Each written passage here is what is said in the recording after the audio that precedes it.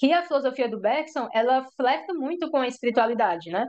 Não é simplesmente uma filosofia teórica, conceitual, apartada da realidade do indivíduo. Pelo contrário, a partir do momento em que a gente tem a intuição como um aspecto fundamental do pensamento do Bergson, e essa intuição nada mais é do que um retorno do espírito sobre si mesmo, então é claro que a gente tem aí uma perspectiva filosófica na qual o sujeito se transforma com essa filosofia, ele se modifica.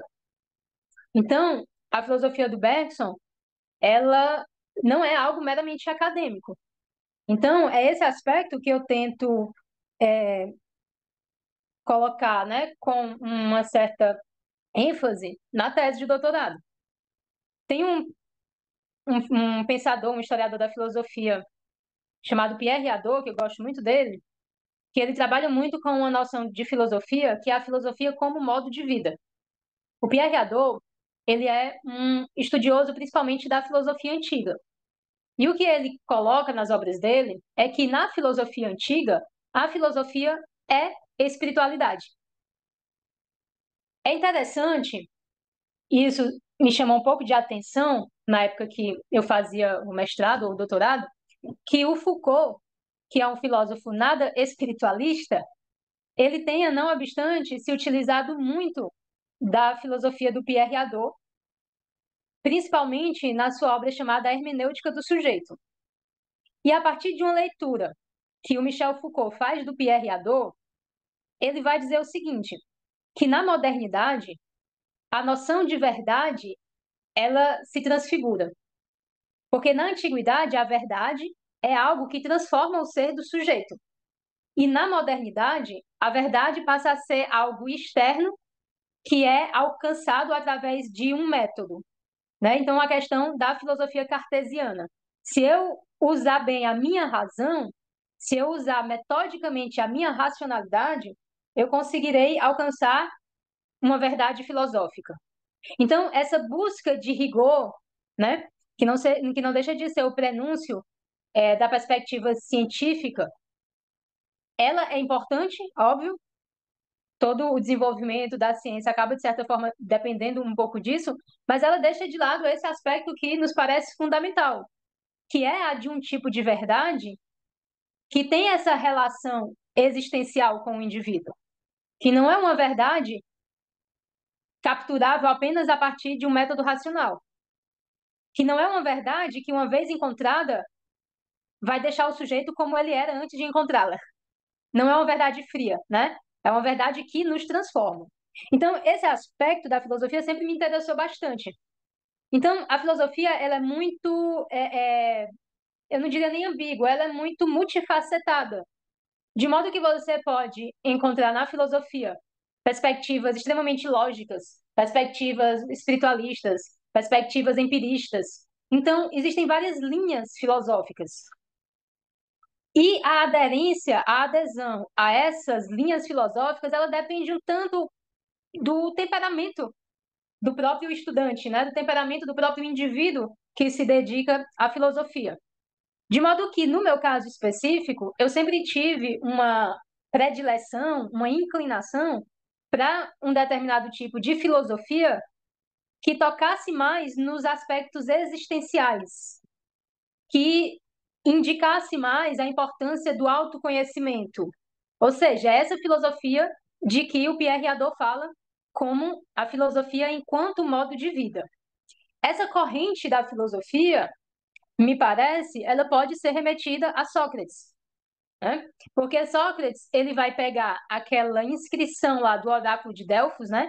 Que é Gnode Salton, conhece-te a ti mesmo, e ele vai levar isso a sério, essa busca de si, né? Esse conhecimento de si. E na filosofia antiga, esse conhecimento de si era ao mesmo tempo um cuidado de si. Você buscava se conhecer para você ter um determinado cuidado consigo e com os outros. Então, essa filosofia como modo de vida, ela também pode ser entendida como uma filosofia enquanto cuidado. E essa filosofia, ela é atemporal. Então você pode perguntar, Ah, será que a filosofia ainda tem alguma atualidade? Uma coisa que começou ali 400 anos antes de Cristo, será que isso serve ainda para a nossa vida?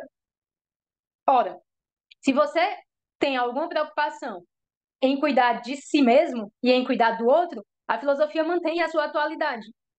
A questão é, o que é esse si mesmo que eu tenho que cuidar? Então eu preciso conhecer esse si mesmo.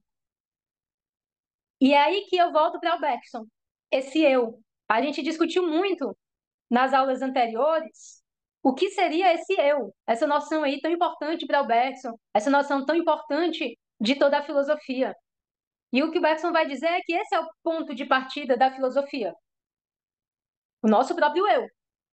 E o nosso próprio eu, ele não é simplesmente aquele eu conceitual, aquela categoria filosófica, né? Não é simplesmente um aparato cognitivo, não é um eu transcendental do Kant. Não. É justamente isso que eu tenho acesso quando eu tenho uma autoconsciência, quando eu volto para mim mesmo, quando eu tento encontrar isso que eu sou. A gente viu muito isso aqui, o que é que eu encontro? Eu encontro a minha duração. Significa dizer que eu sou uma duração, eu não sou algo estático, eu não sou algo já dado, eu sou uma continuidade de experiências, uma complexidade de experiências. Então a gente viu uma variedade de metáforas, de simbologias, de figuras, de linguagens que o Bergson se utiliza para dar conta do que seja esse eu, né? Para tentar fazer com que a gente entenda que nós não somos apenas isso que nós conhecemos. Nós somos desconhecidos de nós mesmos. Por quê? Porque o nosso eu, ele é profundo. E o eu que nós temos acesso através da inteligência é um eu superficial. Porque, como vimos também com o Bergson, a nossa inteligência, ela está naturalmente voltada para a exterioridade. A nossa inteligência, ela está naturalmente voltada para o mundo. Por quê? Porque nós somos seres de ação. Nós estamos no mundo para agir. E o fato de estarmos no mundo para agir nos condiciona de uma certa maneira. Faz com que nós não tenhamos um acesso à completude daquilo que nós somos. Então, o nosso eu profundo ele está escondido de nós mesmos. Nós o somos, mas nós não o sabemos. Ele nos condiciona, né? Mas nós não temos um total acesso a ele. Mas, do ponto de vista existencial, é muito importante que nós tentemos alcançar esse eu. Por mais que, obviamente, nós não sejamos capazes de ter um acesso absoluto, de ter um acesso completo. Mas é importante que a gente tente algum contato. E esse contato ele se dá através de uma introspecção, através de uma vida mais interna. Então, aqui há outro aspecto importante que tem a ver com a espiritualidade. É a questão desse interior. Então, nós somos no interior de nós mesmos. Hoje em dia, talvez sempre, né? Mas hoje em dia talvez isso esteja mais patente devido a essa questão de redes sociais. Nós vivemos muito na superfície e na aparência. Nós acreditamos, às vezes, na imagem que nós projetamos para os outros. E aí, quando essa imagem ela se desfoca, quando essa imagem ela sofre alguma fissura, a gente não tem estrutura interna para lidar com isso. Então a gente tem ali uma vida toda galgada, toda permeada, sustentada na opinião dos outros, no que os outros acham de nós, uma vida de aparência, uma vida de superfície. Quando existe um tremor aí nesse aspecto, a gente se abala tanto e a gente não encontra a força para reagir. Daí a importância do que eu falava antes, desse mínimo contato consigo mesmo. Para que a gente, conhecendo as nossas fraquezas, a gente conheça também a nossa força. Então, a gente precisa fazer esse movimento que, de certa forma, é antinatural, que é o movimento de retorno a si. Então, a filosofia de Bergson, ela é uma filosofia espiritualista, no sentido de, obviamente, apontar para a primazia do espírito sobre a matéria, mas ela é também uma filosofia espiritualista no sentido de apontar para a necessidade do cuidado com esse espírito e da busca de uma vida mais espiritualizada. Porque essa vida mais espiritualizada é uma vida mais real, já que para o Bergson, o real é o espiritual é o real, né? Então, esse movimento de contato consigo, esse movimento de internalização, esse movimento de autoconhecimento é a intuição. É a intuição e é o ponto de partida da filosofia do Bergson. E aí, como é que a gente chega no tema da aula, que é a mística? É justamente através da intuição. Porque se a intuição é esse retorno do espírito sobre o espírito, que nos fornece um contato com aquilo que nós somos, quando nós nos aprofundamos nesse contato, o que é que acontece? Nós percebemos que esse eu profundo, esse aspecto mais interno de nós, ele nos coloca em uma conexão com o absoluto, com o alto, com Deus. E isso, quem é que diz? É a Catarina? Não, são os grandes místicos. Os grandes místicos dão esse testemunho de que essa introspecção, essa interiorização, essa busca de si, ela desemboca no encontro com Deus. Então, existe esse movimento de interiorização, né? E ao mesmo tempo de, digamos assim, de ascese, né? De sublimação, de espiritualização. Então, quando nós estudamos as obras dos grandes místicos, e os grandes místicos eles são raros, né? Vai dizer o Bergson, nós percebemos isso, né? Que essa relação com Deus, ela não se dá através de dogmas, através de instituições, né? Através de aspectos superficiais ou sociais ou mesmo racionais, né?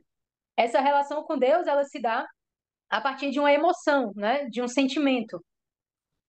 Então, se a gente pega, por exemplo, Santa Teresa d'Ávila, livros como As Sete Moradas, a gente vai ver todo um percurso, né? De interioridade, de interiorização. São João da Cruz, A Noite Escura da Alma. É toda uma travessia. Significa dizer que existe uma jornada da alma, né? Então, muitas vezes, as pessoas imaginam que o desdobramento da vida é um desdobramento meramente exterior. Só que, ao mesmo tempo em que essa duração que nós somos, ela se desdobra materialmente, ela se desdobra espacialmente, ela também se desdobra internamente. E esse desdobramento interno é a nossa própria evolução espiritual. Que, na verdade, isso é uma tautologia, é a nossa própria evolução, porque a verdadeira evolução é a evolução espiritual. Então, a gente viu que na obra do Bergson é muito importante a ação criadora, a ação no mundo, mas que ao mesmo tempo em que essa ação se desdobra no mundo, existe todo um trabalho interno, existe toda uma atividade interna, né? Que para o indivíduo é o que realmente importa. Então, o que é o místico para o Bergson? Místico para o Bergson é um indivíduo no qual o elan vital, ou seja, a força criadora da natureza, continuou a agir, favorecendo a sua elevação, a sua evolução a um grau tal que ele atingiu o ápice, né, da humanidade. E o ápice da humanidade é a capacidade de amar. Então, para o Bergson, o místico por excelência, nesse sentido, é Jesus Cristo.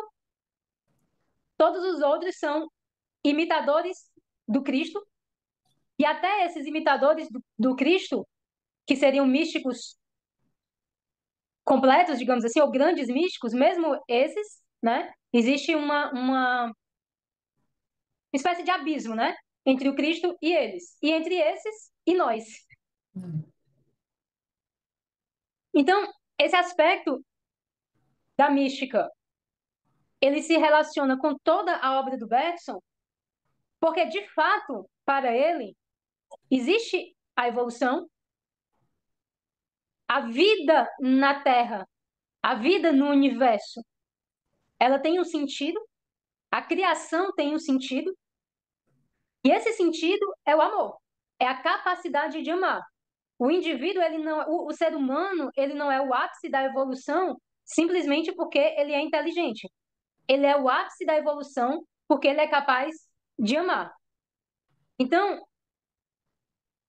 naturalmente, nós somos seres fechados. Naturalmente, nós somos seres egoístas. Então, esse movimento de amar a humanidade, ele é um movimento antinatural. Ele é um movimento que pressupõe algo que está na essência do próprio movimento evolutivo. É algo que pressupõe o contato com a essência da vida. Então, só esses indivíduos que conseguiram beber na fonte originária, digamos assim, na fonte do princípio de tudo, conseguiram ter a força de amar a humanidade. Então, o fato de ter havido o Cristo significa que esse movimento de abertura para a humanidade, ou seja, que essa superação do ser humano na sua animalidade, na sua instintualidade, na sua própria inteligência, essa completude, ela é possível.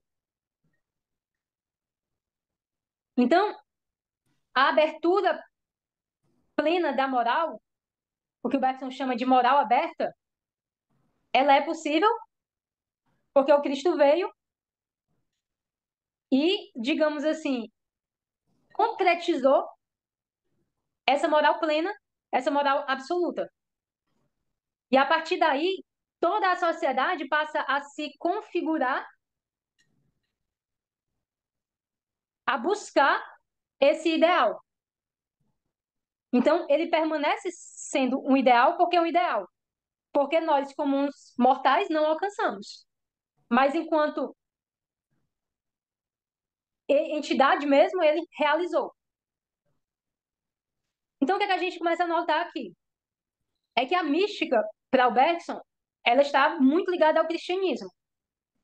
O misticismo completo, para o Bergson, é a mística cristã. Por quê? Porque no cristianismo, a contemplação ela não se esgota. Melhor dizendo, a mística não se esgota na contemplação.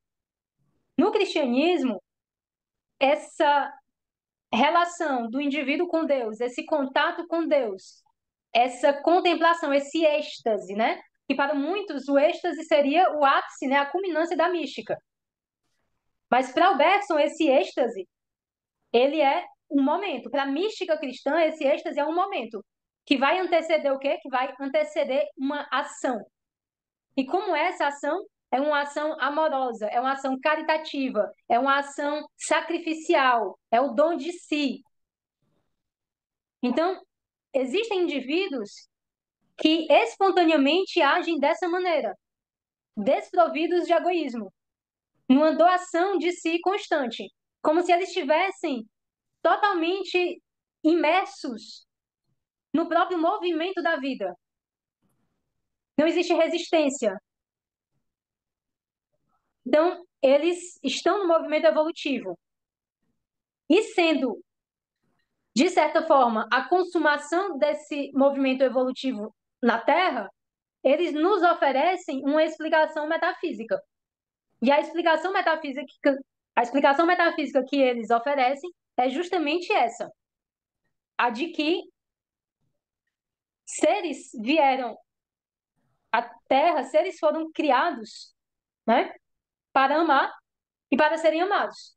Que essa é, digamos assim, a senda evolutiva. Então, isso foi só um preâmbulo, porque obviamente não dá para em uma aula só eu abordar esse livro onde o Bergson apresenta todos esses elementos, que é o último livro dele, As Duas Fontes da Moral e da Religião. Mas eu pincelei aqui alguns elementos fundamentais, a ideia da abertura moral, né? A ideia da mística como algo que não se esgota na contemplação, mas que pressupõe uma ação, essa relação da intuição com a espiritualidade.